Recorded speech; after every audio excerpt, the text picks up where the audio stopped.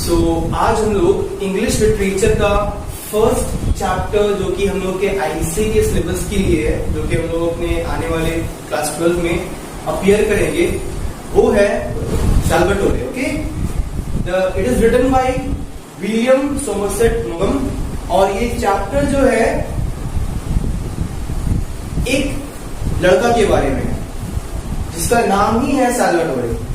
Okay, यहाँ पे हम लोग जो है उसके अच्छाई वाला नेचर, गुडनेस के बारे में देखेंगे कि वो एक इंसान कितना अच्छा, किस हद तक अच्छा हो सकता है, और ये भी देखेंगे कि एक इंसान कितना ट्रू लव कर सकता है किसी इंसान से या किसी जगह से या किसी चीज से भी। कि प्यार सिर्फ इंसान से ही नहीं बल्कि किसी भी चीज से हो सकता है, किसी थिंग से भी हो सकता है, किसी प्लेस से भी हो सकता है, राइट। तो ये चैप्टर का थीम है अच्छाई के बारे में और सच्चा प्यार के बारे में जो है ये चैप्टर है। तो ये इंसान का सैल्वाटोरे जो है उसी के बारे में हम लोग जो है ये चैप्टर में पढ़ेंगे। सबसे पहले हम लोग सीखेंगे सैल्वाटोरे की अर्ली लाइफ के बारे में, उसका अर्ली लाइफ किस तरह का था। और ये कहानी जो हम लोग सुन रहे हैं, ये कहानी नरेट किसने किया है? ऑथर ने किया है। ये ऑथर जो है सैल्वाटोरे को 15 इयर्स की एज से जानता था, मतलब कि बचपन से जो है सैल्वाटोरे को वो देखा था और अपना वो एक्सपीरियंस हम लोगों के साथ वो शेयर कर रहे हैं कि वो किस तरीके का लड़का था। उसको 15 साल की एज से, मतलब कि वो बच्चा था उस वक्त, तब से जो है ऑथर उसको जानता है। उस वक्त सैल्वाटोरे बहुत ही थिन, उसका डिस्क्रिप्शन दिया है ऑथर ने कि सैल्वाटोरे बहुत ही थिन लड़का था, पतला दुबला था, बच्चा था और क्या, थिन था। उसका बहुत ही प्लेजेंट फेस था, हर वक्त वो स्माइल करता रहता था, ठीक है। उसका एकदम केयरफ्री आईज था, मतलब कि कोई चीज का उसको चिंता नहीं था। उसका ये डिस्क्रिप्शन दिया गया, बहुत थिन था वो, बहुत ही केयरफ्री आईज था उसका। ओके, बहुत प्लेजेंट नेचर था इस लड़के का। और ये जो है इसके पापा जो थे सैल्वाटोरे के, इसके फादर कौन थे यू नो? इसके फादर एक फिशरमैन थे। फिशरमैन पता है कौन होते हैं? जो मछली पकड़ते हैं सी में जा करके, जाल बिछा करके, वही थे उसके पापा फिशरमैन। तो ये उन्हीं का बेटा था। तो आइलैंड में रहता था ना, आइलैंड में रहता था। तो वो सुबह के वक्त पता है क्या करता था? बीच में आराम से लेटा रहता था, आराम से बीच में जो है पड़ा हुआ रहता था। और इसे जो है सैल्वाटोरे को स्विमिंग भी आता था, क्योंकि वो तो वहीं पे पला बड़ा है, वहीं पे बड़ा हुआ है, ठीक है। तो वो आराम से एफर्टलेसली वो स्विम करता था, मतलब कि वो कोई मेहनत नहीं लगता था स्विम करने में। तो ये जो है एक छोटा सा डिस्क्रिप्शन जो है ऑथर ने सैल्वाटोरे के बारे में दिया है कि वो। अब हम लोग जो है उसके नेचर के बारे में बात करेंगे कि सैल्वाटोरे जो है किस तरह का इंसान था, उसका क्या नेचर था, ठीक है। तो सैल्वाटोरे जो था अपने फैमिली का सबसे एल्डेस्ट सन था।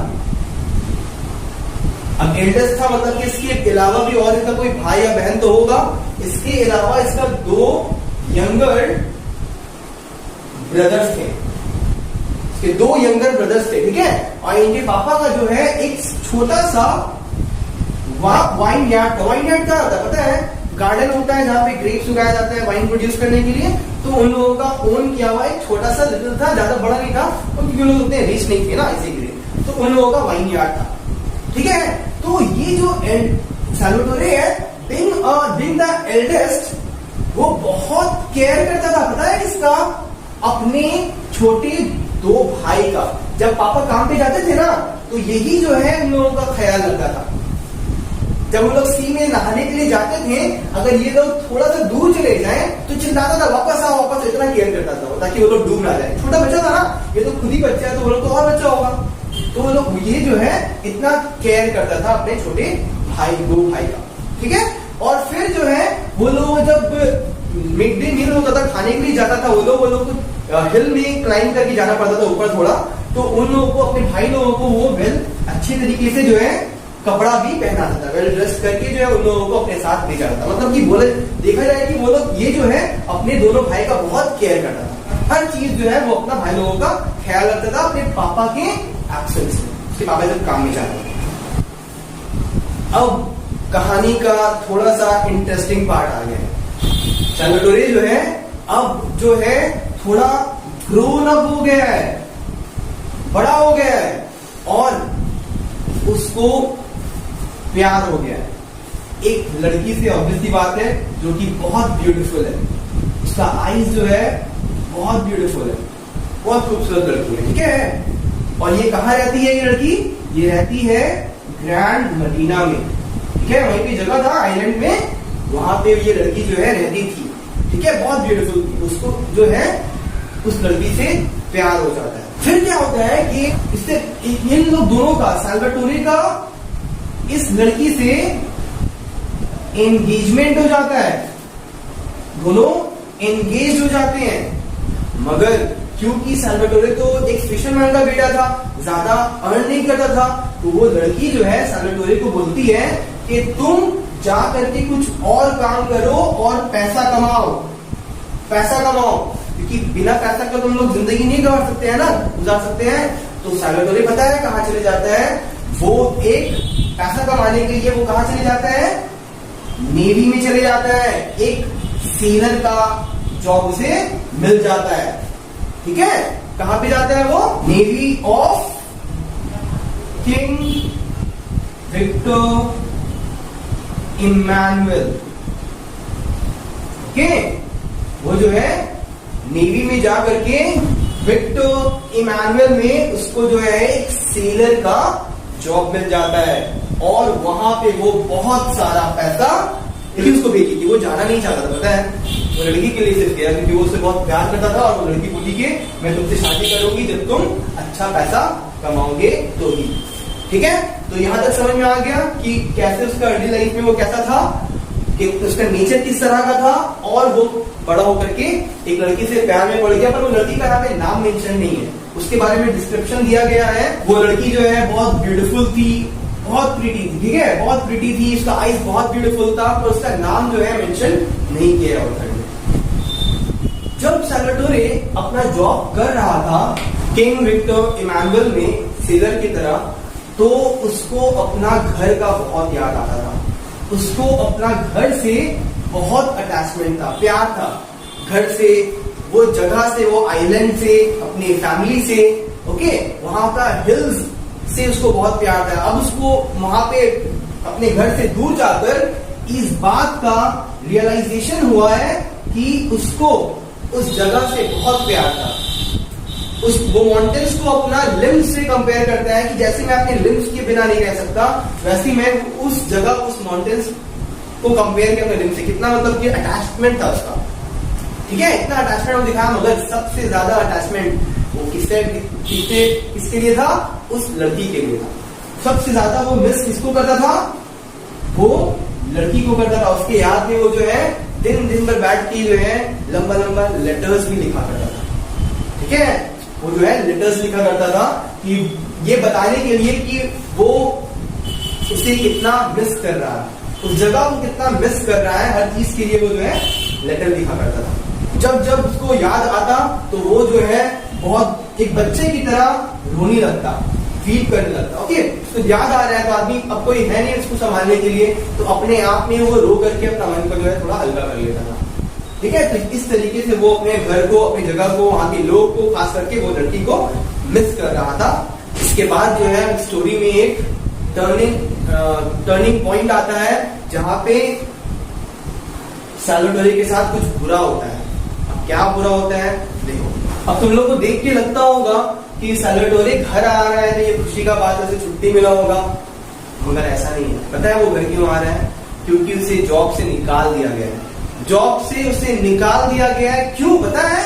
क्योंकि वो अब इल है, वो जॉब के लिए अनफिट है। You know why? उसको एक डिजीज हो जाता है, डिजीज हो जाता है, रूमेटिज्म। और इसमें पता है क्या होता है? उसका मसल्स जो है वो वीक हो जाता है, जॉइंट्स में पेन होता है, ठीक है।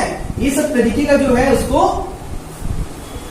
प्रॉब्लम फेस करना पड़ता है, जिसकी वजह से उसे जॉब के लिए अनफिट प्रूव कर दिया जाता है और उसको जॉब से निकाल दिया जाता है। एक नॉर्मल इंसान को जब जॉब से निकाला जाता है तो क्या होता है?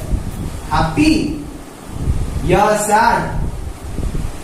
ऑब्वियस सी बात है, बोलिए सर सैड होता है कोई भी इंसान, मगर यहाँ पे साल्वाटोरे जो है वो हैप्पी था। You know why?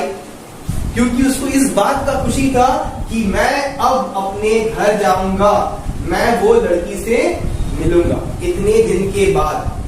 ठीक है, इस चीज का थॉट उसको खुश कर देता है और वो बिल्कुल भी सैड नहीं होता है अपना जॉब को लूज करके। ठीक है, वो जो है हैप्पी रहता है। अब मगर अब उसका खुशी जो है ज्यादा देर तक टिकने नहीं वाला है, क्योंकि जब वो घर जाएगा तो उसके साथ कुछ होने वाला है। क्या होने वाला है? उसका दिल टूटने वाला है। पता है क्यों?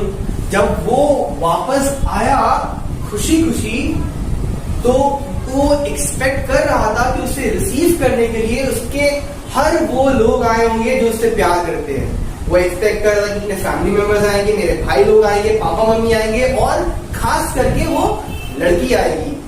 मगर जब वो घर आता है तब ये फादर तो रहते हैं, उसकी मदर रहती है और उसके 2 ब्रदर्स रहते हैं, मगर यहाँ पे वो गर्ल कहीं उसको नहीं दिखती है। वो गर्ल मिसिंग रहती है जिसको वो खोजता है, दिख जाए दिख जाए दिख जाए, मगर वो नहीं दिखती है। तो अपनी मम्मी से पूछता है कि आपने उसे इन्फॉर्म नहीं किया था क्या कि मैं आने वाला हूं? तो बोलती नहीं, भूल गई। तो वो घर आ जाता है और फिर शाम के वक्त वो जाता है वो लड़की से मिलने के लिए इवनिंग में। तो जब वो जाता है तो पता है वो लड़की उसको क्या बोलती है? वो लड़की बोलती है कि I can't marry a person who can't work as a man. हम ऐसे इंसान से शादी नहीं कर सकते हैं जो कि एक मैन की तरह काम ना कर सके, पैसा नहीं कमा सके। क्योंकि भाई जितना भी प्यार रहे, जीने के लिए पैसा तो चाहिए होगा ना। और वो लड़की को, ये लड़का का प्यार, साल्वाटोरे का प्यार बहुत रहता है, हो सकता है वो लड़की का प्यार कम हो, इसी के लिए वो उसको छोड़ देती है और वो वापस घर आकर के अपने मम्मी से लिपट कर बहुत रोता है। He cried a lot, कि he weeps a lot, मगर वो एक बार भी वो लड़की को ब्लेम नहीं करता है कि वो कितनी गंदी लड़की है वो छोड़ दी। मतलब कि उसके मुंह से कुछ गंदा शब्द नहीं निकलता है किसी के लिए। वो इतना पोलाइट नेचर का इंसान है, कुछ नहीं बोलता है, बस अंदर ही अंदर रो कर रह जाता है। ठीक है, तो ये ट्रेजेडी उसके साथ गुजरा है, इतना बड़ा ट्रेजेडी, मगर वो ऐसा इंसान है, इतना पोलाइट नेचर का, हर वक्त स्माइल करने वाला, किसी के लिए नहीं। इतना तकलीफ था उसको, पता है जब उसको ये बीमारी हुआ था बहुत पेन होता था वो, मगर वो अपने मुंह से एक बुरा शब्द किसी के लिए नहीं, वो हर वक्त जो है प्रेजेंट तरीके से ही बात करता था कोई से। इतना अच्छा इंसान था। तो ये चैप्टर उसके अच्छाई के बारे में ही है, तो एक इंसान कितना अच्छा हो सकता है। अब देखो, उसको जो है रिजेक्शन मिल गया, वो रोया, अब इसका फ्यूचर कैसा होगा? कोई एक्सपेक्टेशन है? देखो क्या होने वाला है उसके साथ। इसके बाद साल्वाटोरे को एक नया शादी का रिश्ता, मैरिज प्रपोजल आता है। इसकी मम्मी बोलती है, ये कुछ मंथ गुजरने के बाद, उसी के साथ साथ नहीं, ब्रेकअप के कुछ मंथ्स के बाद, आफ्टर फ्यू मंथ्स, ऐसे भी वो नहीं किया था, वो लड़की उसको छोड़ी थी। तो कुछ मंथ गुजरता है और उसकी मम्मी जो है उसको बोलती है कि बेटा तुम्हारे लिए एक मैरिज प्रपोजल है। एक लड़की है जिसका नाम है असुंता। ओके, असुंता उसका नाम है, बट एक प्रॉब्लम क्या था कि वो साल्वाटोरे से थोड़ी ज्यादा ओल्ड थी, उससे बड़ी थी, बूढ़ी नहीं थी, उससे थोड़ी बड़ी थी, मगर हाँ वो बहुत रिच थी, थोड़ी वो डार्क कॉम्प्लेक्शन था उसका। इस तरीके से ऑथर ने उस लड़की का डिस्क्रिप्शन दिया है कि असुंता थोड़ी उससे बड़ी थी और थोड़ा डार्क कॉम्प्लेक्शन था, मगर वो बहुत रिच थी। इसकी मम्मी बोलती है कि वो तुमको अपना खुद का बोट दिला सकती है, तुम जो है शिपिंग पे, फिशिंग पे जा सकते हो उस बोट पे, तुमको वो अपना बोट दिला सकती है और उसका खुद का एक बड़ा वाइन यार्ड भी है। ठीक है, और ये लड़की जो है असुंता साल्वाटोरे को देखी थी एक फेस्ट पे, वहीं से असुंता को साल्वाटोरे से प्यार हो गया था। यहाँ पे साल्वाटोरे अप्रोच नहीं किया, असुंता अप्रोच की है उसके मदर बता रही है उसको। ठीक है, कि तुमको वो देखी थी एक फेस्ट पे और उसको तुमसे प्यार हो गया था और वो बहुत रिच भी है, तुमको अपना गोद दिला सकती है, उसका एक बड़ा वाइन यार्ड भी है। पता है सल्वाटोरे क्या रिप्लाई करता है? आई विल थिंक अबाउट, मैं सोचूंगा इसके बारे में, ये प्रपोजल के बारे में। एक बार में वो अग्री नहीं करता है, मैं सोचूंगा इसके बारे में, ये उसका रिप्लाई होता है। अब देखो उसका फ्यूचर इस लड़की के साथ क्या होता है। सल्वाटोरे जो है ये मैरिज प्रपोजल के लिए तैयार हो जाता है। एक बार में नहीं, ऐसा नहीं कि मम्मी ने अप्रोच किया और वो कल बोल दिया कि हाँ ठीक है। वो बोलते हैं कि ठीक है, नेक्स्ट संडे, फॉलोइंग संडे मैं उससे मिलूंगा और वो जो है कहाँ मिलेगा? एक चर्च पे मिलेगा, ठीक है, पेरिस चर्च पे मिलने का उसका बात होता है। और उस दिन जो है सल्वाटोरे एक ब्लैक कलर का ड्रेस पहनता है, ब्लैक कलर का ड्रेस पहनता है, बहुत अच्छा दिखता है वो, ठीक है। ब्लैक कलर का ड्रेस पहन के वो जाता है असुंदा से मिलने के लिए। कहाँ पे? पेरिस चर्च में, वहीं पे आयरलैंड में, जहाँ पे वो लोग घर होता है, इटली पे, ठीक है, इटली में वो लोग रहता था, वहीं पे जो है जाता है वो एक चर्च में उससे मिलने के लिए नेक्स्ट संडे, फॉलोइंग संडे। तो जब वो उससे मिलता है तो उसको पसंद आ जाती है और वो मम्मी को आके बोलता है कि ठीक है, I agree, I accept that marriage proposal. और वो लोग दोनों का जो है शादी हो जाता है। इसका किससे शादी हो गया है? वो लड़की से नहीं, उसकी गर्लफ्रेंड से नहीं, बल्कि सल्वाटोरे का शादी असुंदा से हो जाता है। तो अब देखो वो लोगों का आफ्टर मैरिड लाइफ किस तरीके से गुजर रहा है। तो असुंदा और सल्वाटोरे का मैरिड शादी हो जाता है और वो लोग जो है सेटल हो जाते हैं, ठीक है। कहाँ पे सेटल हो जाते हैं? उन लोगों का अपना एक छोटा सा घर होता है, व्हाइट वॉश किया हुआ। कहाँ पे पता है? Middle of the wine yard. Wine yard के बीचों बीच, जो वाइन यार्ड वो ओन करती है ना असुंदा, उसके बीचों बीच जो है वो लोग अपना एक छोटा सा घर बनाता है, व्हाइट वॉश किया हुआ खूबसूरत सा घर, और वो लोग जो है अपना जिंदगी को स्पेंड करते हैं अच्छे से। अब जो है ये सल्वाटोरे वो पतला दुबला थिन लड़का नहीं है, अब वो इतना मेहनत करता है कि वो जो है अब लंबा और हस्की फेलो हो गया, मतलब कि एकदम बल्कि फेलो हो गया, ठीक है। उसका हाथ जो है एकदम बहुत रफ हो गया, क्योंकि वो फिशरमैन है ना, बहुत मेहनत करता है। और जो भी मजदूर लोगों को देख लोगे वो लोग बहुत बॉडी बन जाता है वो लोगों का काम करते करते, ठीक है, मेहनत करते करते। सल्वाटोरे भी जो है आज बहुत ही हस्की फेलो हो गया है, मगर अभी भी उसका नेचर चेंज नहीं हुआ है। फिजिकल अपीयरेंस से वो चेंज हो गया है, पर अभी भी वही प्रेजेंट नेचर है, स्माइली फेस है, बहुत ही केयरफ्री आईज है। वो जो है कभी भी किसी लड़की के लिए हार्श वर्ड नहीं बोला। भले ही असुंदा जो है वो लड़की को लेकर के बहुत बुरा भला बोलती है कि वो तुम्हारे साथ ऐसा क्यों की, तुम इतने अच्छे इंसान हो, उसको बहुत बुरा बोलती है, मगर दिल से असुंदा भी खराब नहीं रहती है। असुंदा भी बहुत अच्छी लड़की रहती है, ठीक है, बहुत एक अच्छी वाइफ और एक अच्छी इंसान रहती है। मगर ये सोच करके वो लड़की सल्वाटोरे को क्यों रिजेक्ट कर दी, ये सोच करके वो बुरा भला बोलती है। ये सुनने के बावजूद भी सल्वाटोरे के मुंह से कुछ भी एक बुरा शब्द वो लड़की के लिए आज तक नहीं निकला है। वो चीज को सबर करके रह गया, इतना अच्छा इंसान। अब देखते हैं कि वो अब लिविंग के लिए क्या करता है।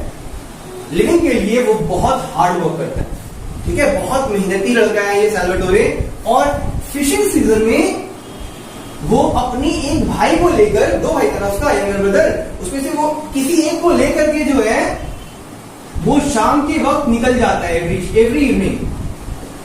कहां निकल जाता है? सी पे, ठीक है, फिशिंग करने के लिए। और वो जो है बहुत सारा कटल फिश को फिशिंग करता है। ये बहुत एक्सपेंसिव फिश होता है और सुबह तक वो रात को जाता है, इवनिंग तक, लेट नाइट तक जो है वो फिशिंग करता है और अर्ली मॉर्निंग आकर के उसको सेल करने के लिए मार्केट में ले जाता है। ये फिश कहां जाता है? नेपल्स में जाता है सेल होने के लिए, ठीक है, वहां से उसको मनी, पैसा मिलता है। और ये काम तो करता ही था फिशिंग सीजन में। और ऐसी अदर टाइम में वो क्या काम करता था पता है? वो अपने वाइन यार्ड में काम करता है। जब फिशिंग सीजन खत्म हो जाता है ना, तब वो कहां काम करता है? अपनी वाइन यार्ड में काम करता है, ग्रेप्स उगाने का काम। कब से पता है? सुबह से लेके रात तक, सुबह से लेके रात तक, डाउन टिल डस्क, ठीक है। सुबह से काम करता है जब तक तेज धूप नहीं निकल जाए, वो टायर्ड ना हो जाए, वो तब तक काम करते हैं, थोड़ा रेस्ट करते हैं। फिर जब शाम के वक्त हल्का सा सूरज थोड़ा ढलता है, थोड़ा ठंडा मौसम होता है, फिर से काम शुरू करता है और वो रात तक काम करता रहता है। कितना मेहनती है, कितना हार्ड वर्किंग है ना। तो वो फिशिंग सीजन में फिश पकड़ता है, कटल फिश, और वो ऑर्डिनरी सीजन में वाइनयार्ड में दिन रात काम करता है मेहनत से, मगर वो कभी भी किसी को बुरा शब्द नहीं बोलता है। हर वक्त वो इतना मेहनत करता है, उसको बॉडी में तकलीफ था, पेन था, राइट, रूमेटिज्म था, उसको जॉइंट में पेन होता है, मसल में पेन होता है, मगर वो फिर भी किसी के बारे में कुछ बुरा नहीं बोलता है, हर वक्त स्माइल करके सबसे बात करता है। इतना प्लेजेंट इंसान है वो। साल्वाटोरे का शादी के बाद साल्वाटोरे का बच्चा होता है, उसका 2 बेटा रहता है, ठीक है, उसका 2 बेटा रहता है। ये है साल्वाटोरे, बहुत ही तगड़ा इंसान, और 2 छोटा छोटा उसका बेटा रहता है, ठीक है। अपना बच्चा लोग से बहुत प्यार करता है, बहुत केयर करता है। वो लोग को जब वो सी में ले जाता है बात कराने के लिए, तो वो लोग को इतना, ऑल्दो तुम लोग को बोले हैं कि साल्वाटोरे काम करके जो है उसका हाथ कितना रफ, कितना टफ हो गया, तो कितना हल्के फैल होता, मगर जब वो अपना बच्चा लोग को ट्रीट करता है फ्लावर की तरह, एक फ्लावर की तरह वो लोगों को जो है समुद्र में जो उछालता है, ठीक है, नहलाता है, तो एक फ्लावर की तरह ट्रीट करता है कि बहुत ही नाजुक है दोनों बच्चे, इतना केयर है। लड़की के लिए भी प्यार, लड़की के लिए भी प्यार था उसका, अपने बच्चे के लिए भी इसका बहुत प्यार होता है, ठीक है। अभी भी वो इतना हंसी फेलो हो गया, पर अभी भी उसका आईज एकदम वैसे ही प्लेजेंट है, ठीक है। जैसा इसका बच्चा लोग का आईज है एकदम प्लेजेंट सा, वैसे ही जो है इसका भी वैसे ही प्लेजेंट सा बच्चा लोग का तरह। बच्चा लोग जब हंसता है तो वो लोग को देख करके ये भी हंस पड़ता है, ठीक है, ब्रॉड स्माइल करता है। इस तरीके का इंसान है साल्वाटोरे। एक लड़की से उसका ब्रेकअप हो गया, दूसरा शादी किया, मगर वो सुनता कभी बुरा तरीके से ट्रीट नहीं किया, कभी उसको बुरा भला नहीं बोला, उसको एक अच्छा प्लेस दिया अपनी लाइफ में, ठीक है। उसका अपना बच्चा लोग से इतना प्यार करता है, उसका प्यार अपने भाई लोग से कितना था बचपन में, राइट, अर्ली लाइफ में अपना भाई लोग से कितना प्यार करता था। उसका प्यार के बारे में देखें कि वो एक इंसान से नहीं बल्कि कितने लोगों से दिल से प्यार करता है। तो अब आ गए हैं हम लोग अपने स्टोरी की एंड में, जहां पे ऑथर हम लोग को हल्का सा जो है जगाता है, बोलते हैं कि कहानी से बाहर निकल जाओ। तुमको जो मैं कहानी सुना रहा था, मैं देख रहा था कि मैं तुम लोगों का अटेंशन को होल्ड करके रख सकता, अपने रीडर लोग का अटेंशन को होल्ड करके रख सकता हूं कि नहीं, कुछ टाइम के लिए, कुछ पेजेस के लिए। ये स्टोरी बहुत छोटा सा है, कुछ पेजेस का ही है। तो ऑथर वही बोलता है कि ये कहानी कुछ एक्स्ट्राऑर्डिनरी नहीं है, ये कहानी एक ऑर्डिनरी इंसान का, एक ऑर्डिनरी फिशरमैन का है, राइट। मगर ये एक ऑर्डिनरी फिशरमैन को एक्स्ट्राऑर्डिनरी क्या बना देता है, उसका गुडनेस उसको ऑर्डिनरी से एक्स्ट्राऑर्डिनरी बना देता है। तो यही है इस कहानी में, क्योंकि मैंने ये चैप्टर को शॉर्ट में समराइज कर दिया, ठीक है। समझ में आ गया कि साल्वाटोरे किस चीज के बारे में है, उस इंसान के बारे में है। तो ये स्टोरी से हम लोग जो है क्या थीम निकाल सकते हैं, यही थीम निकाल सकते हैं कि ये एक स्टोरी गुडनेस के बारे में है और एक सच्चा प्यार के बारे में, ट्रू लव के बारे में। उसको अपने भाई से भी प्यार था, उसको अपनी जगह से भी प्यार था, आइलैंड से प्यार था, अपनी फैमिली से प्यार था, और अपने बच्चों से भी कितना प्यार था। और गुडनेस तो लोग देख ही लिए हैं कि वो किसी के बारे में कुछ बुरा भला बोला ही नहीं है अभी तक। उसके साथ कुछ कोई बुरा करके चला भी गया तो भी वो बस रो कर रह गया, पेन इतना रहा मगर वो फिर भी किसी को कुछ नहीं बोला, इतना मेहनत करता था मगर वो फिर भी किसी को कुछ नहीं बोला, इतना अच्छा इंसान था वो, ठीक है। तो ये हम लोग थीम निकाल सकते हैं। इसका नोट्स मैं तुम लोगों को दे दूंगा, ठीक है। तो आओ हम लोग स्टोरी को जो है डिटेल में पढ़ते हैं। अभी जो बस मैंने समराइज किया था, क्योंकि कोई भी चैप्टर को पढ़ने से पहले उसका अगर समरी पता रहेगा तो उसको पढ़ना आसान हो जाएगा। तो अब हम लोगों को जो है बुक से डिटेल में इस चैप्टर को पढ़ाएंगे, ठीक है। चलो स्टार्ट करते हैं इसका डिटेल एक्सप्लेनेशन। सो स्टूडेंट्स, आज की वीडियो में इतना ही। अगर आपको वीडियो पसंद आया हो तो वीडियो को लाइक, कमेंट और अपने फ्रेंड्स के साथ शेयर करना ना भूलें। चैनल को सब्सक्राइब कर लें सो दैट आपके पास लेटेस्ट वीडियोस का नोटिफिकेशन आता रहे। Thanks for watching this video.